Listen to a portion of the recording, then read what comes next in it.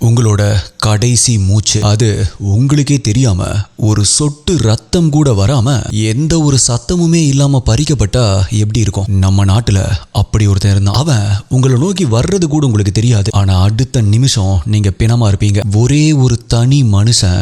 ஆனா அவன் செஞ்ச கொலைகளுடைய எண்ணிக்கை ஒரு போர்க்களத்துல நடக்கிற உயிர் சேதத்தை விட ரொம்பவே அதிகம். பிரிட்டிஷ் அரசாங்கமே இதை கேள்விப்பட்டு நடுங்கி போச்சு. இந்த உலகமே ஆச்சரியப்படுற ஒரு பெரிய சாதனை புத்தகம் அப்படின்னா அது கின்னஸ் புக் தான். அந்த கின்னஸ் புக்ல இவனுடைய பேர் இருக்கு. எதுக்கு தெரியுமா? 931 பேரை கொலை பண்ணதுக்காக. ஒரு ஆயுதம் கூட இல்லாம 900க்கும் அதிகமான மூச்சை நிறுத்தின அந்த இந்தியன் யாரு?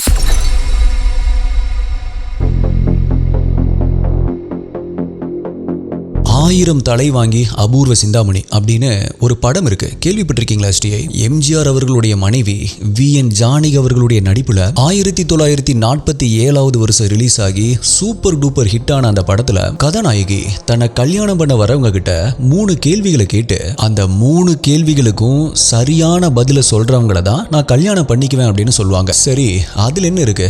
அவங்கள கல்யாணம் பண்ணிக்கணும் அப்படின்னு ஆசைப்படுறவங்க கிட்ட அவங்களுடைய கண்டிஷன்ஸ் சொல்லி அவங்க எதிர்பார்க்கிற பதில்களை சொல்றவங்கள அவங்க கல்யாணம் பண்ணிக்க போறாங்க அப்படின்னு அதை ஈஸியா கடந்து போயிட முடியாது. பிகாஸ் அப்படி அவங்க கேட்கிற 3 கேள்விகளுக்கும் பதில் தெரியாதவங்களுடைய தலைய அப்பவே வெட்டிடுவாங்க. அண்ட் இதையும் அந்த கண்டிஷன்லயே தெளிவா சொல்லியிருப்பாங்க. இப்படி ஒரு கண்டிஷனை கேட்டதுக்கு அப்புறமாகவும் யார் உங்களை கல்யாணம் பண்ண போவாங்க அப்படின்னு நீங்க நினைக்கலாம். பட் இந்த கண்டிஷன்ஸை கேட்டதுக்கு அப்புறமாகவும் நிறைய பேர் அவங்கள கல்யாணம் பண்ணிக்கிறதுக்காக வரிசையா வருவாங்க. அப்படி வந்தவங்கள 999 பேருடைய தலைகளை வெட்டி கொலை பண்ணிடுவாங்க. பிகாஸ் அவங்க யாருமே சரியான பதில சொல்லியிருக்க மாட்டாங்க. கடைசியா வழக்கம் போல ஹீரோ அந்த 3 கேள்விகளுக்குமே சரியான பதில சொல்லி ஜெயிக்கிற மாதிரி கதை போகும். இது ஒரு கற்பனை கதையா இருந்தாலுமே கிட்டத்தட்ட 1000 பேரை கொலை பண்றது அப்படிங்கிறது மக்களை ரொம்பவே ஆச்சரியத்துல ஆழ்த்துற பரபரப்பா பேச வைக்கிற ஒரு சப்ஜெக்ட். நடக்கவே வாய்ப்பில்லாத ஒரு விஷயம் நடக்கிற மாதிரி காட்டுனா மக்கள் அது எப்படி நடக்கும் அப்படிங்கிற ஆச்சரியத்தோட அதை பார்க்க விரும்புறது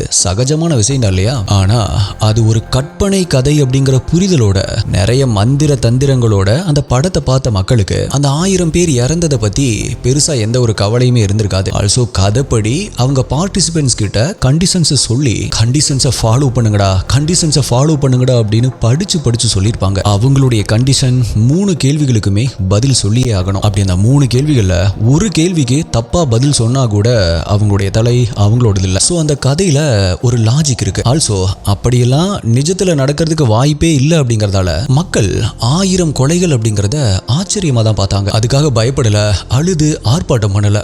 பட் ஒருவேளை அது நிஜமாவே இருந்தா, உண்மையிலேயே ஒருத்தர் 1000 பேரை கொலை பண்ணிட்டாங்க அப்படின்னா மக்களுடைய ரியாக்ஷன் எப்படி இருக்கும்? ஒரு காலத்துல அப்படி ஒரு சம்பவம் உண்மையிலேயே நடந்ததாகவும் ஆயிரக்கணக்கான மக்கள் கொடூரமா கொல்லப்பட்டதாகவும் ஒரு டாக் மக்கள் மத்தியில இருந்திருக்கு. அதுவும் இது ஏதோ வெளிநாட்டுல நடந்த சம்பவம் இல்ல, நம்ம நாட்டுல தான் இப்படி ஒரு சம்பவம் நடந்ததா மக்கள் மத்தியில பரபரப்பா பேசப்பட்டு இருந்துச்சு. கிட்டத்தட்ட 200-250 வருஷங்களுக்கு முன்னாடி இந்த மாதிரியான டாக் மக்கள் மத்தியில ரொம்பவே பரபரப்பாகவும் பயத்தோடவும் பரவ ஆரம்பிச்சது. வியாபாரம் பண்றதுக்காக வெளியூருக்கு போனவங்க இத்தனை நாள் ஆகியுமே திரும்ப வரவே இல்லையே, அவங்களுக்கு என்னாச்சோ ஏதாச்சோ அப்படின்னு தெரியலையே அப்படின்னு ஆரம்பத்துல இப்படி ஆரம்பிச்ச பேச்சு கொஞ்சம் கொஞ்சமா வழியில கொள்ளைக்காரங்க கிட்ட மாட்டிக்கிட்டாங்களா? அப்படியே இருந்தாலும் பொருள் களவு போனாலுமே போன ஆளுங்க மட்டுமாவது திரும்பி வந்திருக்கணுமே, ஆனா அவங்களும் வரலையே அப்படின்னு அது கவலையா மாற ஆரம்பிச்சது. அதுல இருந்து கொஞ்ச நாட்கள்ல அந்த கொள்ளைக்காரங்க அவங்க எல்லாத்தையுமே கொன்னு போட்டுட்டாங்களோ என்னவோ அப்படின்னு அந்த பேச்சு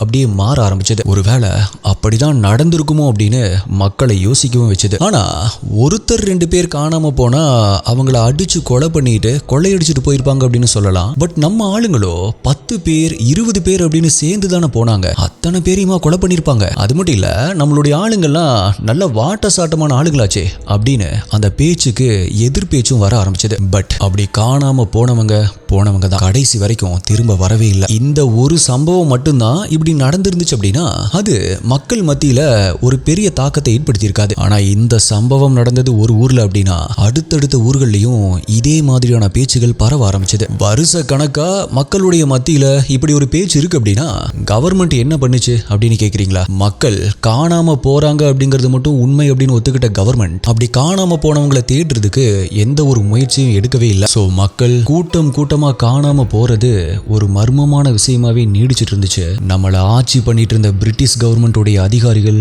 காணாம போற வரைக்கும். எஸ், லீவ்ல பேட்சா வீட்டுக்கு போறதா சொல்லிட்டு போன சோல்ஜர்ஸ் அவங்களுடைய வீட்டுக்கு போய் சேரவே இல்லை அப்படிங்கிற விஷயமும், மெசஞ்சர்ஸ் அப்படின்னு சொல்லப்படுற அரசு சம்பந்தப்பட்ட கடிதங்களை, கான்பிடென்சியலான விஷயங்களை ஒரு இடத்துல இருந்து இன்னொரு இடத்துக்கு கொண்டு போற ஒற்றர்களும் மர்மமான முறையில காணாம போயிட்டாங்க அப்படிங்கிற விஷயமும் தெரிய வந்ததுக்கு அப்புறமா தான் பிரிட்டிஷ் கவர்மெண்ட் தூக்கத்திலிருந்து முழிக்க ஆரம்பிச்சது அண்ட் இன்வெஸ்டிகேஷனை ஸ்டார்ட் பண்ண ஆரம்பிச்சது. அப்படி அவங்களுடைய விசாரணையில காணாம போனவங்க அத்தனை பேருமே கொலை செய்யப்பட்டுட்டாங்க அப்படிங்கிற அதிர்ச்சிகரமான விஷயமும், அதை விட அதிர்ச்சி அளிக்கக்கூடிய அந்த கொலைகளுக்கான காரணமும் தெரிய ஆரம்பிச்சது. அந்த காரணம் விசாரணை அதிகாரிகளை அப்படியே ஸ்தம்பிச்சு போக வச்சது அப்படின்னு சொல்லலாம். அது மட்டும் இல்ல, இது வரைக்கும் 1000 பேர் வரைக்கும் கொலை செய்யப்பட்டிருக்கலாம் அப்படிங்கிற தகவலும், அதுவும் எந்த ஒரு ஆயுதமும் இல்லாம வெறும் ஒரு மஞ்சள் துணியை மட்டுமே பயன்படுத்தி இந்த கொலைகள் எல்லாமே நடந்திருக்கு அப்படிங்கிற விஷயம் ஊர்ஜிதமானதுமே மக்கள்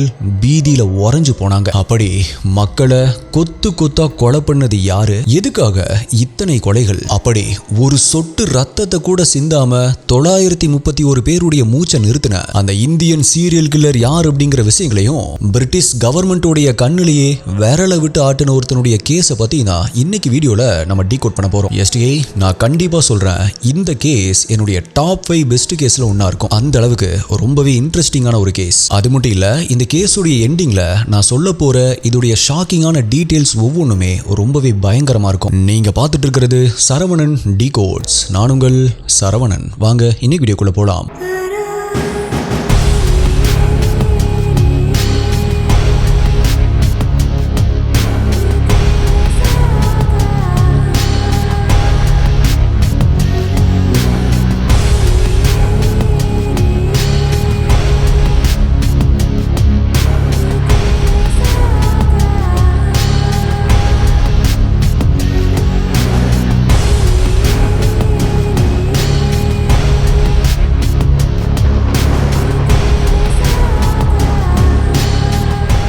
இந்த வீடியோல நான் சொல்ற யூடியூப்ல காமிக்க முடியாத crime scene images, crime scene videos எல்லாமே நம்மளுடைய அஃபீஷியல் டெலிகிராம் குரூப்ல தான் அப்டேட் பண்ணுவோம். யூடியூப்ல கரெக்டா நோட்டிபிகேஷன் கிடைக்காதவங்களுக்கும் அங்க இன்ஸ்டன்டா அப்டேட் கிடைச்சிரும். டெலிகிராம் யூஸ் பண்ணாதவங்களுக்கு வாட்ஸ்அப்ல நம்மளுடைய சேனல் இருக்கு, அங்கேயுமே உங்களுக்கு இன்ஸ்டன்ட் அப்டேட்ஸ் கிடைச்சிரும். நம்மளுடைய அஃபீஷியல் வாட்ஸ்அப் மற்றும் டெலிகிராம் சேனலுடைய லிங்க் டிஸ்கிரிப்ஷன் பின்ட் கமெண்ட்ல கொடுத்திருக்கேன், செக் பண்ணி பாருங்க.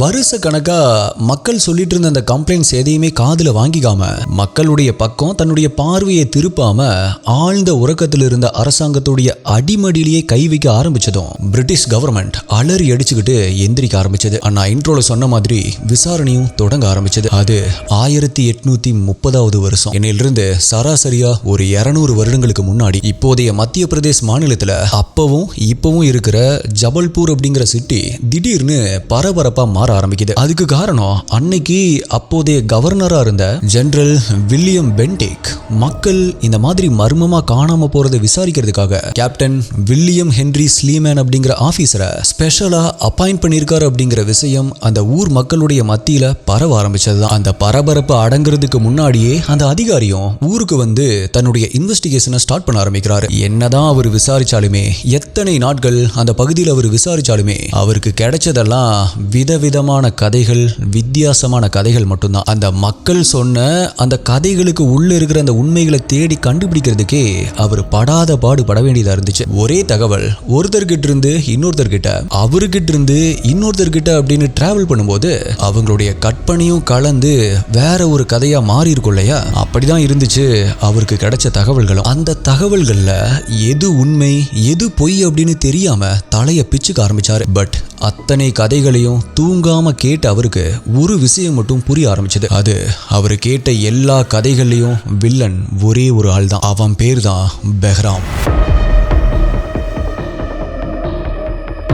அப்படி யார் இந்த பெஹ்ராம் அப்படின்னு அவர் தேட ஆரம்பிக்கும் போதுதான் அவருக்கு இந்த கேஸுடைய சீரியஸ்னஸை புரிய ஆரம்பிச்சது. அவன் வெறும் பெஹ்ராம் இல்ல, தக் பெஹ்ராம் அப்படிங்கறதும், அந்த பெஹ்ராம் தனியால் இல்ல, அவன் பின்னாடி ஒரு பெரிய கூட்டமே இருக்கு அப்படிங்கிற விஷயமும் புரிய ஆரம்பிச்சதும் அவனையும் அவனுடைய கூட்டத்தையும் பிடிக்கிறதுக்கு ஒரு மிகப்பெரிய தனி படையே அமைக்கப்பட்டுச்சு. அந்த தனி படைக்கு பேரு தக் அண்ட் டக்கோய்டி டிபார்ட்மெண்ட். அது என்ன தக் அப்படின்னு கேக்குறீங்களா STI? அஃப்கோர்ஸ் தக் அப்படின்னா மூர்கன், முரடன், மற்றவங்களுக்கு கஷ்டம் கொடுக்குறவன் அப்படின்னு அர்த்தம். ஸோ அப்படி மற்றவங்களை கஷ்டப்படுத்துறதையே தொழிலா வச்சிருக்கிற ஆட்களை தான் தக் அப்படின்னு சொல்லுவாங்க. அப்படி அந்த தக் கல்ச்சரை ஃபாலோ பண்றதுக்கு அப்படின்னே ஒரு பெரிய கூட்டமே இருந்துச்சு. அந்த கூட்டத்துக்கே தலைவன், ஐ மீன் கிங் ஆஃப் தக்ஸ் தான் இந்த தக் பெஹ்ராம். காடுகள்ல மறைஞ்சு வாழ்ந்துகிட்டு அந்த வழியா வர்ற மக்கள் கிட்ட கொள்ளையடிச்சிட்டு அவங்கள கொலை பண்ணிட்டு வந்த அவனை பத்தி கேட்கும் போதே கேப்டன் வில்லியம் ஹென்றி ஸ்லீமனுக்கு ரத்தம் கொதிக்க ஆரம்பிச்சது. அவனை எப்படியாவது பிடிச்சே ஆகணும் அப்படின்னு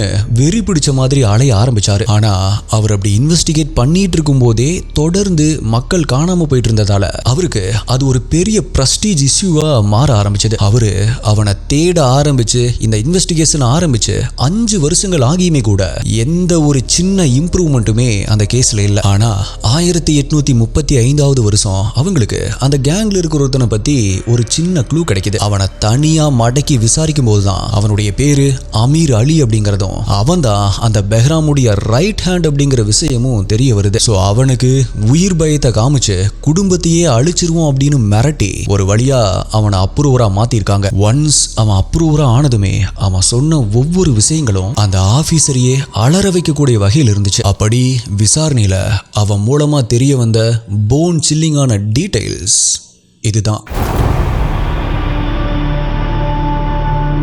இந்த தக் கல்ச்சரை ஃபாலோ பண்ற அந்த கும்பல் 13ஆம் நூற்றாண்டிலிருந்தே செயல்பட்டு இருக்கு அப்படின்னு அவன் சொன்ன விஷயம் அந்த ஆபீசரை அப்படியே அதிர்ச்சியில உரைய வச்சது. இவனுங்க கொலை செய்யறதையே ஒரு கலையாகவும் தொழிலாகவும் செஞ்சுட்டு வந்திருக்கானுங்க. அந்த கொலைகளை காளிக்கு பலி கொடுக்கறதுக்காக தான் பண்ணிருக்கானுங்க. என்ன ப்ரோ, அந்த மெயின் கிரிமினல் பேரு பெஹ்ராம் அப்படின்னு சொன்னீங்க, அரெஸ்ட் ஆனவனுடைய பேரு அமீர் அலி அப்படின்னு சொன்னீங்க, ஆனா அவனுங்க காளிக்கு பலி கொடுத்தாங்க அப்படின்னு சொல்றீங்களே, அது எப்படி அப்படின்னு உங்களுக்கு தோணலாம். அஃப்கோர்ஸ் ஆரம்பத்துல இந்தியா முழுக்கவே இந்து மதம் மட்டும்தான் இருந்துச்சு இல்லையா. நாளடைவுல மக்கள் மதம் மாறி இருந்தாலும் காலம் காலமா அவங்க வச்சிருந்த நம்பிக்கைகளை, அவங்களுடைய பழக்க வழக்கங்களை அந்த பகுதியில் இருந்த மக்கள் மாத்திக்கவே இல்லை. அப்படி அவங்களுடைய நம்பிக்கையை பத்தி சொல்லணும் அப்படின்னா உங்களுக்கு நான் முதல்ல ஒரு புராண கதையை சொல்லி ஆகணும். ஒரு காலத்துல பூமியில மக்களை கொடுமைப்படுத்திட்டு இருந்த ஒரு மிகப்பெரிய அரக்கனை அழிக்கிறதுக்காக தேவி காளி தன்னுடைய உடம்புல இருந்து 2 ஆண்களை உருவாக்கி அவங்களுடைய கையில ரூமால் அப்படின்னு சொல்லப்படுற ஒரு மஞ்சள் துணியை கொடுத்து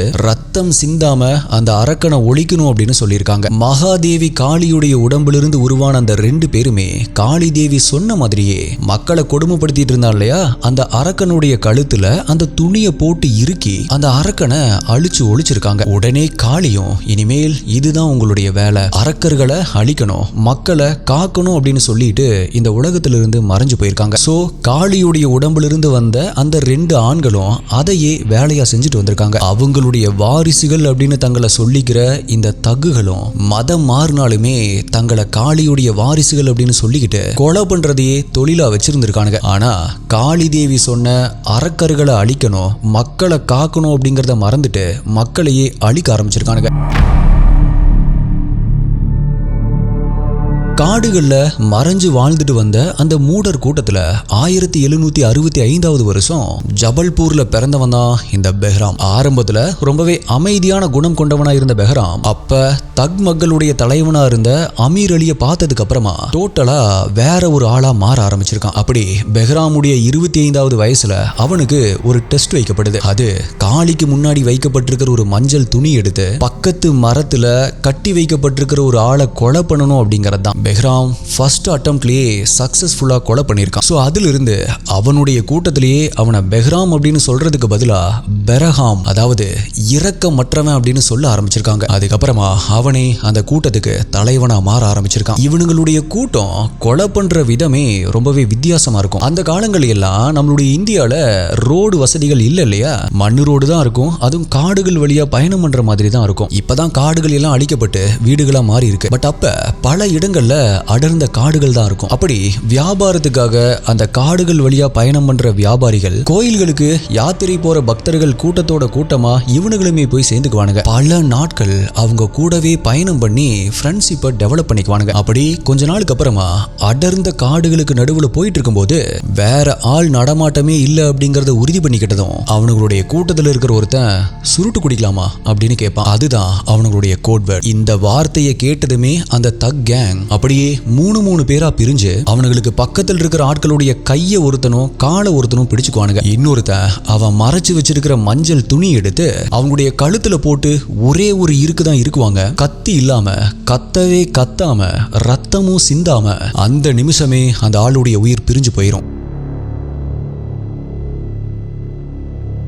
அது எப்படி ப்ரோ, துணியை போட்டு ஒரே ஒரு இருக்குனதுமே அவங்களுடைய உயிர் எப்படி போகும் அப்படின்னு கேட்டீங்கன்னா, அந்த மஞ்சள் துணிக்கு நடுவுல ஒரு வெள்ளி காசை முடிச்சு போட்டு வச்சிருப்பானுங்க. அந்த வெள்ளி காசு கரெக்டா ஆடம்ஸ் ஆப்பிள் அப்படின்னு சொல்லப்படுற தொண்டையுடைய குருத்தெலும்புல அழுத்தி உடனடியா மரணத்தை பரிசளிக்கும். ஒரு 20 வியாபாரிகள் கூட்டமா வந்திருக்காங்க அப்படின்னா இவனுங்களுடைய கேங்ல 60 பேர் இருப்பானுங்க. சரியான சந்தர்ப்பம் அமைஞ்சதுமே ஒரு சில நிமிடங்கள்ல அத்தனை பேரையுமே கொலை பண்ணிட்டு அந்த இறந்த உடலை ரத்தம் சிந்தாம காளிக்கு அப்படியே அர்ப்பணிச்சுட்டு பிரார்த்தனை பண்ணுவானுங்க. இந்த பலிய காளி ஏத்துக்கணும் அப்படிங்கிறதுக்காக ஒரு குழிய வெட்டி அதுல நம்ம சாப்பிடுற வெள்ளத்தை போட்டு மந்திரத்தை உச்சரிச்சு அந்த வெள்ளத்தையே பிரசாதமா சாப்பிடுவானுங்க. ஒன்ஸ் பலிய அர்ப்பணம் பண்ணி பழிய காளி மேல போட்டதுமே அடுத்து அவனுங்க பண்றது அந்த வியாபாரிகள் அல்லது வழிபோக்கர்கள் வச்சிருக்கிற அவங்களுடைய பணம் மற்றும் நகைகளை எடுத்து பத்திரப்படுத்தி வைக்கிறது தான். அதுக்கப்புறமா ரத்தமே சிந்தாம பலி கொடுத்த அந்த உடல்களை எடுத்து வயித்தை கிழிச்சு வயிற்றுக்குள்ள இருக்கிற குடல்களை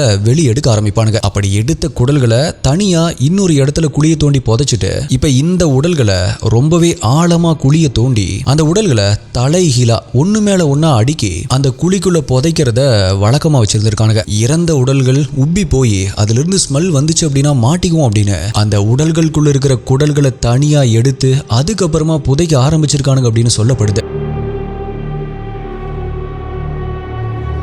ஆல்சோ சம்டைம்ஸ் அந்த இறந்த உடல்களை பாலடைஞ்ச கிணறுகளில் போடுறதையுமே வழக்கமாக வச்சிருந்திருக்காங்க. ஸோ இறந்த உடல்கள் உப்பி போய் மிதக்க கூடாது அப்படிங்கிறதுக்காக குடல்களை தனியாக எடுத்து புதைச்சிருக்கானுங்க. வெளிநாட்டு சுற்றுலா பயணிகள் வியாபாரிகளை மடக்கிறதுக்காக டாலி அப்படிங்கிற ஒரு அழகான பெண்ணுமே இருந்திருக்கா. அவங்கள மயக்கி தனியாக கூட்டிட்டு வந்ததுமே அங்க அவங்களுக்கு தெரியாம பதுங்கி இருக்கிற பெஹ்ராமும் அவனுடைய கேங்கும் அந்த பொண்ணுக்கு பின்னாடி வந்து அவங்களுக்கு மஞ்ச துணியை வச்சு மரணத்தை பரிசா கொடுக்கறத வழக்கமாக வச்சிருந்திருக்கானுங்க. இப்ப அரஸ்டான அந்த அமீர் அலி அவனுக்கு கொன்னு புதைச்ச இடங்களை அடையாளம் காட்டியிருக்கான். அதுல கொடூரம் என்ன அப்படின்னா ஒரே ஒரு இடத்துல இருந்து மட்டும் 500 எலும்புக்கூடுகள் கிடைச்சதுதான். ஆல்சோ அந்த கேங்குடைய பழக்க வழக்கங்கள் எப்போ எங்க இருப்பாங்க அப்படிங்கிற டீட்டெயில்ஸை கம்ப்ளீட்டா ஸ்டடி பண்ண ஸ்பெஷல் டீம் 1838 வருஷம் தி கிங் ஆஃப் தக்ஸ் அப்படின்னு சொல்லப்படுற அந்த பெஹ்ராம துப்பாக்கிகளோட போய் அவன் பதுங்கி இருந்த இடத்துல இருந்தே அரெஸ்ட் பண்ணிருக்காங்க. பட் அரெஸ்ட் ஆனதுக்கு அப்புறமா கூட அவனுடைய கண்கள்ல கொஞ்சம் கூட பயமோ ஒரு குற்ற உணர்ச்சியோ சுத்தமாவே இல்ல. இட்ஸ் மை டியூட்டி, அது என்னுடைய கடமை அப்படின்னு ஹம்புலா சொல்லியிருக்கான். நான் என்னுடைய வாழ்நாள்ல 1000 கொலையாவது செய்யணும் அப்படின்னு நினைச்சிட்டு இருந்தேன். பட் 931 கொலையை தான் செய்ய முடிஞ்சது அப்படின்னு வருத்தத்தோட சொல்லவும் ஆரம்பிச்சிருக்கான். இப்படி இவன் பண்ண கொலைகள் எக்கச்சக்கமா இருந்தாலுமே இன்னைக்கு வரைக்கும் அந்த பகுதியில அதிகமா பேசப்படுறது பெரிய கல்யாணத்துக்காக போன ஒரு கூட்டத்தையே இவன் கருவறுத்த கதை தான்.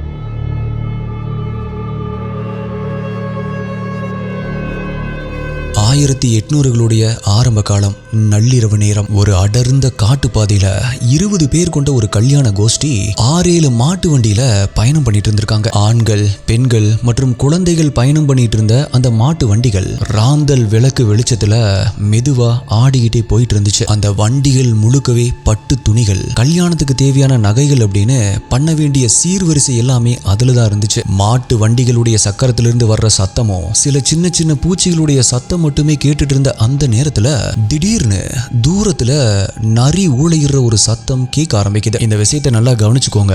வீடியோடைய லாஸ்ட்ல இதை பத்தின ஒரு ஷாக்கிங்கான டீடைல்ஸ் சொல்றேன். அப்ப வண்டியில இருந்த குழந்தைகள் அமைதியா தூங்கிட்டு இருந்தாங்க. பட் வண்டியில முழிச்சிட்டு இருந்த பெண்களோ அந்த நரியுடைய சத்தத்தை கேட்டுட்டு ஒருத்தர் இன்னொருத்தருடைய முகத்தை பயத்தோட பார்க்க ஆரம்பிச்சாங்க. பட் வண்டியில இருந்த ஆண்களோ அட அது கிடக்குது போடா அப்படின்னு ரொம்பவே அலட்சியமா தான் இருந்தாங்க. அப்ப திடீர்னு முதல்ல போயிட்டு இருந்த அந்த மாட்டு வண்டியில இருந்த ஒரு பெண் அலற ஆரம்பிக்கிறாங்க. உடனே எல்லா வண்டிகளும் ஒண்ணு பின்னாடி ஒண்ணா நிக்க ஆரம்பிக்குது. மீதி இருந்த மாட்டு வண்டிகள் இருந்த ஆண்கள் ஒவ்வொருத்தரா இறங்கி வந்து என்னாச்சு அப்படின்னு பார்க்க ஆரம்பிக்கிறாங்க. அந்த அடர்ந்த காட்டுக்குள்ள அந்த வண்டி பாதையில ஒருத்தன் ரத்த வெள்ளத்தோட உயிருக்கு போராடிட்டு இருக்கிறத பார்த்து ரொம்பவே பதட்டத்தோட அங்க பக்கத்துல போய் அவனை தூக்க ஆரம்பிக்கிறாங்க.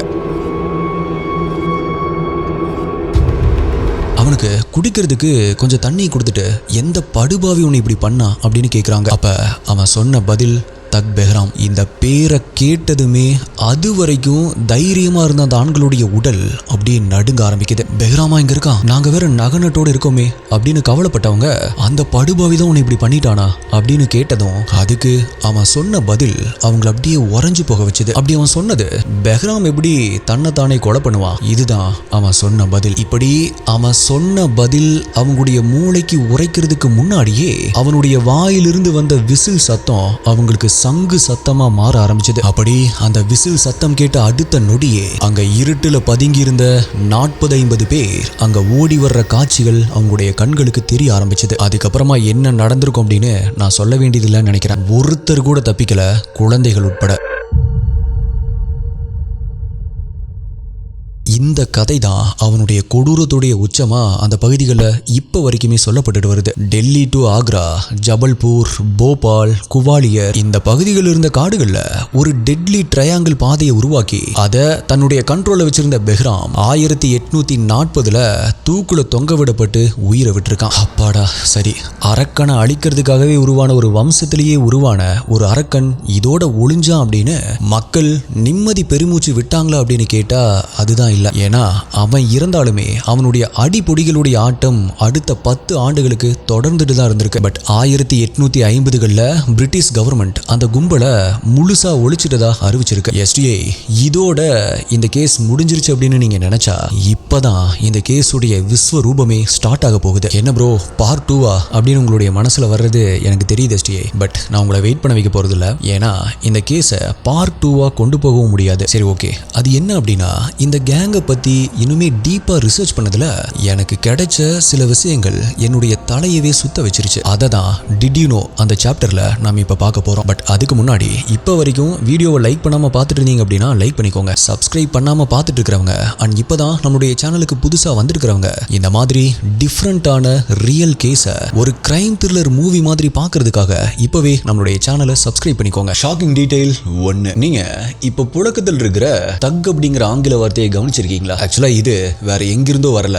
நம்ம ஊர்ல இருந்த இந்த தக் கும்பலுடைய செயல்பாடுகளை பார்த்துட்டு பிரிட்டிஷ்காரங்க அவங்களுடைய டிக்ஷனரியில சேர்த்துக்கிட்ட வார்த்தை தான் இது. ஒரு இந்திய கும்பலுடைய பெயரே உலகளாவிய ஒரு ரவுடித்தனத்துக்கு அடையாளமா மாறுனது ஒரு கசப்பான உண்மை. Shocking detail 2. இதுதான் ரொம்பவே ஷாக்கிங்கான விஷயம். இந்த கும்பல் இருந்தவங்க எல்லாருமே 24 மணி நேரமே கொலைகாரர்களா தெரியல. இவங்கள பல பேர் பகல் நேரத்துல சாதாரணமான விவசாயிகளாகவும் ஒரு நெசவாளர்களாகவும் ஏன் ஊர்ல மதிக்கப்படக்கூடிய ஒரு கௌரவமான மனுஷங்களாகவும் தான் வாழ்ந்திருக்காங்க. வருஷத்துல சில மாதங்கள் மட்டும்தான் வேட்டைக்கு கிளம்புவாங்க. அவங்களுடைய பக்கத்து வீட்டுக்காரருக்கு கூட தெரியாது தன்னுடைய பக்கத்தில் இருக்கிறவன் ஒரு சீரியல் கில்லர் அப்படின்னு. Shocking detail 3. இவங்க வேட்டைக்கு கிளம்பும் பொழுது, அதாவது கொலை செய்யறதுக்காக கிளம்பும் பொழுது சில சகுனங்களை ரொம்பவே தீவிரமா பார்ப்பாங்க. அவங்க அப்படி போகும் பொழுது வழியில ஒரு நரி இடது பக்கத்திலிருந்து வலது பக்கமா போச்சு அப்படின்னா அது அவங்களுக்கு சக்சஸ். ஆனா ஒருவேளை இவங்க யாராவது கொல்ல போகும்போது அந்த நபர் ஒரு ஒற்றை கண்ணோடவோ அல்லது அவங்களுடைய உடம்புல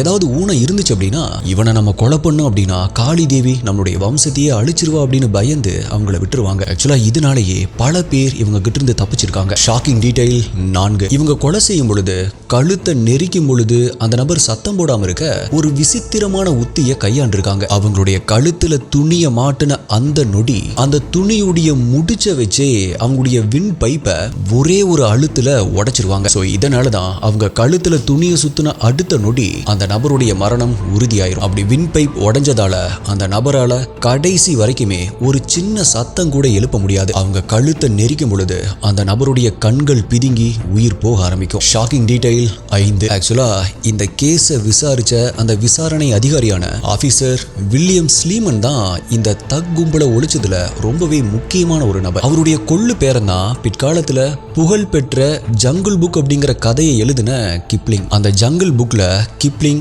இந்த தக் கும்பலை பத்தி பல இடங்கள்ல மறைமுகமா குறிப்பிட்டிருக்காரு. இன்னும் சொல்ல போனா அந்த ஜங்கிள் புக் கதையில வர்ற அந்த ஷேர்கான், அந்த புலியுடைய கேரக்டர் யாருமே எதிர்பார்க்காத நேரத்துல திடீர்னு வந்து அட்டாக் பண்ணும் இல்லையா, அந்த ஸ்டைல் எல்லாமே இந்த தக் கும்பலுடைய வேட்டை முறையை தழுவி உருவாக்கப்பட்டதுதான் அப்படின்னு ஒரு பேச்சே உண்டு. Shocking detail 6. இந்த தக் கும்பல் பிரிட்டிஷ்காரங்க கண்டுபிடிச்சாங்க இல்லையா, அப்ப மட்டும் இல்ல, அதுக்கு முன்னாடி 13வது நூற்றாண்டிலிருந்தே இந்தியாவில் இருந்திருக்காங்க. அதாவது கிட்டத்தட்ட 700 வருஷமா இந்தியாவுடைய காட்டு பாதைகள்ல இவங்களுடைய ராஜ்யம் நடந்திருக்கு. சோ அத்தனை வருடங்களா எவ்வளவு கொலைகள் நடந்திருக்கும் அப்படின்னு யோசிச்சு பாருங்க. Shocking detail 7. இவங்களுக்குள்ள சீக்ரெட்டா ஒரு லாங்குவேஜ் பேசியிருக்காங்க. அது அவங்களுக்கு மட்டுமே புரிஞ்ச ராமசி அப்படிங்கிற ஒரு மொழி. இவங்க பயன்படுத்தின அந்த சில சங்கேத வார்த்தைகள் இன்னைக்குமே வட இந்தியாவுடைய சில கிராமப்புறங்கள் இருக்கிற திருட்டு கும்பல்கள் மத்தியில புழக்கத்துல இருக்கிறதா சொல்லப்படுது. அது ஒரு பக்கம் இருந்தாலும் தூரத்தில் இருக்கிற தன்னுடைய ஆட்களுக்கு சிக்னல் கொடுக்கிறதுக்காக பல விசித்திரமான சத்தங்களை எழுப்புவாங்க. குறிப்பா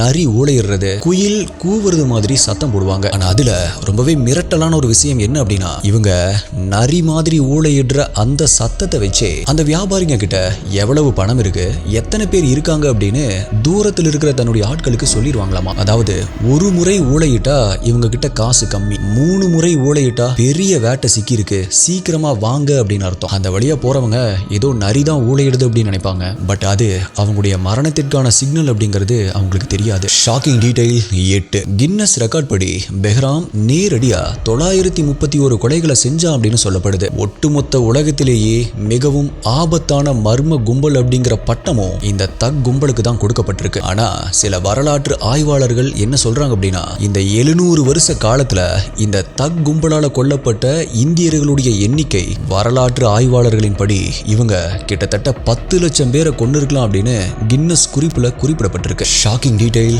9. பெஹ்ராம் பயன்படுத்தின அந்த மஞ்சள் துணியில வெள்ளி காசுகள் இருக்கும் அப்படின்னு சொல்லியிருந்த இல்லையா, அந்த வெள்ளி காசுக்கு கூட ஒரு கதை இருக்கு. அந்த காசு ஒரு முறை கூட தரையில விழக்கூடாதாமா. ஒரு வேலை அப்படி கொலை பண்றப்ப அந்த காசு தரையில விழுந்துருச்சு அப்படின்னா அன்னைக்கு அந்த வேட்டையை நிறுத்திட்டு அந்த இடத்திலேயே அந்த மஞ்சள் துணியை எரிச்சிருவாங்களாமா. ஏன்னா காளி தேவிக்கு இந்த பலி பிடிக்கல அப்படின்னு அது அர்த்தமாமா. Shocking detail 10. இந்த கும்பலுக்குள்ள ரொம்பவே விசித்திரமான ஒரு ரூல் இருந்துச்சு. அது என்ன அப்படின்னா, கத்திய எக்காரணத்தை கொண்டு யூஸ் பண்ணக்கூடாது, ரத்தம் சிந்தக்கூடாது. அப்படி ரத்தம் சிந்திச்சு அப்படின்னா அது அபசகுணம் அப்படின்னு நினைச்சாங்க. அதனாலதான் இவங்க மூச்சு குழாயை உடைக்கிறது, கழுத்தை நெரிக்கிறது அப்படின்னு இந்த நுட்பங்களை கையாளுனாங்க. அப்படின்னா உடல்களை கிழிச்சு குடல்களை எடுத்தாங்க அப்படின்னு சொன்னீங்களே, அது எப்படி அப்படின்னு கேட்டா, அது அந்த நபர் இறந்ததுக்கு அப்புறமா தான் வயித்தை கிழிச்சிருக்காங்க. உயிர் இருக்கும் பொழுது ஒரு சொட்டு ரத்தம் கூட வராம பார்த்திருக்காங்க. Shocking detail 11. ஆக்சுவலா இது எனக்கு ரொம்பவே ஷாக்கிங்கா இருந்துச்சு. இவங்க விக்டிம்ஸை கழுத்தை நெரிச்சு கொலை பண்ணதுக்கு அப்புறமா அந்த பிணத்துடைய கண்ணுல ஒரு சின்ன ஊசியை வச்சு குத்தி பார்ப்பாங்களாமா. இது எதுக்கு அப்படின்னா,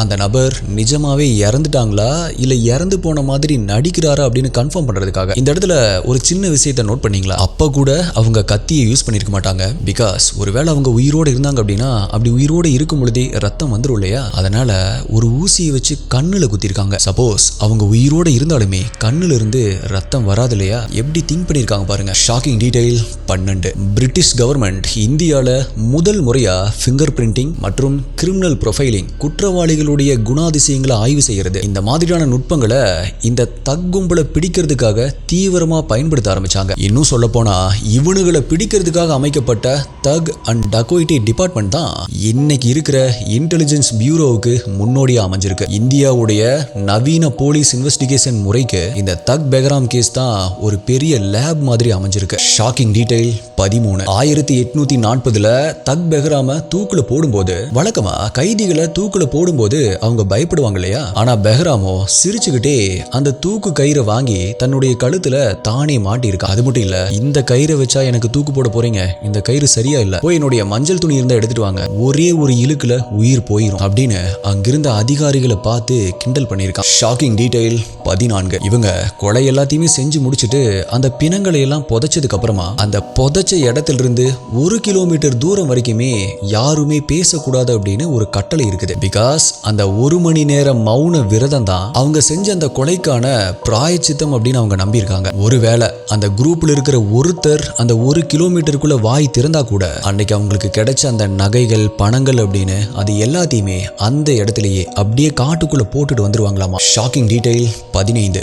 எஸ்டிஐ இவங்க ஒரு மஞ்சள் துணியை பயன்படுத்தினாங்க அப்படின்னு சொன்ன இல்லையா, அது ஒரு சாதாரணமான துணி கிடையாது. அது நல்ல வலுவழுப்பான சில்க் துணியாலானது. ஏன்னா பருத்தி துணியை விட பட்டு துணி தான் விக்டிமுடைய கழுத்துல போடும்போது சத்தம் வராம அப்படியே நழுவி போய் கரெக்டா அந்த ஆடம்ஸ் ஆப்பிள் மேல உட்காரும். அது மட்டும் இல்ல, அந்த துணியை மஞ்சள்ல நனைச்சு எடுப்பாங்க. Shocking detail 16. பிரிட்டிஷ் கவர்மெண்ட் இந்த சம்பவத்துக்கு அப்புறமா தான் ஒரு இடத்துல இருந்து இன்னொரு இடத்துக்கு போற வியாபாரிகளுக்கு டிராவல் பர்மிட் அல்லது அடையாள அட்டைகளை கொடுக்க ஆரம்பிச்சாங்க. யாரு எங்கிருந்து வராங்க, யாரு கூட வராங்க அப்படின்னு ரெக்கார்டை மெயின்டைன் பண்ண ஆரம்பிச்சாங்க. அப்படி இவங்க எடுத்த முயற்சி தான் பிற்காலத்துல இந்தியாவுடைய பாதுகாப்பு மற்றும் பாஸ்போர்ட் நடைமுறைகளுக்கு ஒரு ஆரம்ப புள்ளியா அமைஞ்சது. Shocking detail 17. ஆக்சுவலா பெஹ்ராம் கைது செய்யப்பட்டப்ப ஒரு நெகிழ்ச்சியான சம்பவம் நடந்திருக்கு. பெஹ்ராம் ஒரு வியாபாரி கூட்டத்தை மொத்தமா கொலை பண்ணப்ப அந்த வியாபாரி கூட்டத்தில் இருந்த ஒரு சின்ன நாய்க்குட்டி மட்டும் தப்பிச்சு ஓடி இருக்கு. அந்த நாய்க்குட்டி பல நாட்களா பெஹ்ராம பின்தொடர்ந்துட்டே வந்திருக்கு. அண்ட் ஒரு நாள் பெஹ்ராம் கைது செய்யப்பட்டப்ப அந்த நாய்க்குட்டி போலீஸ் ஆபீசர்ஸ் கிட்ட வந்து பெஹ்ராம பார்த்து குறைச்சிட்டே இருந்துச்சாமா. ஒருவேளை அந்த நாய்க்குட்டி தான் பெஹ்ராமுடைய இருப்பிடத்தை காட்டி கொடுக்க உதவியா இருந்திருக்கலாம் அப்படின்னு ஒரு பேச்சும் இருக்கு. வரலாறு அப்படிங்கிறது வெறும் வெற்றிகளை மட்டும் சொல்றது இல்ல எஸ்டிஐ, இப்படிப்பட்ட இருண்ட பக்கங்களையும் சேர்த்து சொல்றது தான். 931 பேருடைய சாபத்தை சுமந்துகிட்டு இன்னைக்குமே அந்த மஞ்சள் துணி எங்கேயோ ஒளிஞ்சிட்டு தான் இருக்கு. மை டியர் எஸ்டிஐ இன்வெஸ்டிகேட்டர்ஸ், இந்த வீடியோவுடைய ரிசர்ச் உங்களுக்கு பிடிச்சிருந்துச்சா? இந்த கேஸ் எப்படி இருந்துச்சு? நான் சொன்ன ஷாக்கிங் டீடைல்ஸ்ல எது உங்களுக்கு ரொம்பவே ஷாக்கிங்கா இருந்துச்சு அப்படிங்கறத, ஆல்சோ அடுத்தது என்ன கேஸ் வேணும், என்ன டாபிக்ல வீடியோ வேணும் அப்படிங்கறதையும் கீழே கமெண்ட் பண்ணுங்க. உங்களுடைய பெஸ்டான கமெண்ட் அடுத்த வீடியோல வரும். வேற ஒரு வீடியோல மீட் பண்றேன். நன்றி, பாய்.